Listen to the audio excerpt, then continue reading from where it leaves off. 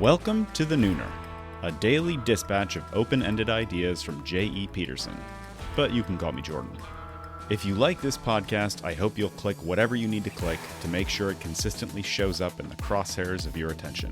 The thought of you missing out gives me night sweats. Alright, here's today.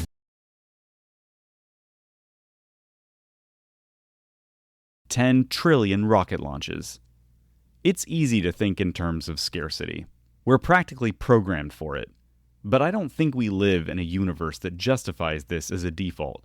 For instance, let's think about our very own sun, which is the source of almost all of our energy, including the fossil fuels we've been wantonly burning for the last 100 years and all the food we eat. But the sun isn't a spotlight pointed at our tiny planet 93 million miles away. It's a sphere, which means that over a given period of time, it radiates approximately an equal amount of energy in all directions. To get an idea of how much the sun's total output of energy gets absorbed by our tiny little Earth so far away, you could imagine a big shell made of Earths, sort of like a fantastically, unreasonably large Dyson sphere. Together, all these Earths would absorb most of the sun's total energy output, about 78.5% to be exact, because circles don't fill squares very well. How many Earths does it take to make the fantastically, unreasonably large shell around the sun? Well, unfortunately, I'm not good enough at math to get really accurate numbers here, and I tried asking ChatGPT, but it kept spitting out different results when I cross-checked. But it's a lot, like somewhere in the range of trillions. What this means, basically, is that the sun produces trillions and trillions of times more energy than whatever hits our planet. But wait, slow down. How much energy does our planet get from the sun? Hoo boy, let me tell you. The answer is 1.499 times 10 to the 22nd joules, which is just under 15 sextillion joules. What's a sextillion?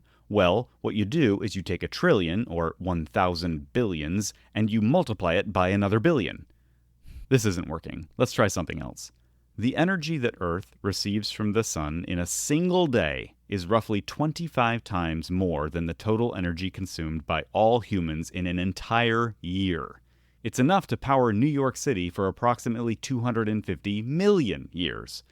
If you do a unit conversion to turn the sun's energy into calories, which is like the whole point of plants, 1 day of sunshine could feed the entire global population, approximately 8 billion people, for 5.5 billion years.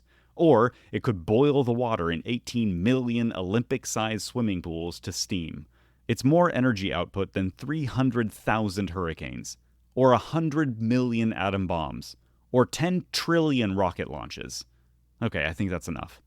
But now we need to circle back real quick to emphasize that those great big numbers do not represent the total output of the sun's energy in a single day, just the percentage that hits Earth, which is much less than 1 trillionth, which is 1,000th of a billionth, of what the sun produces.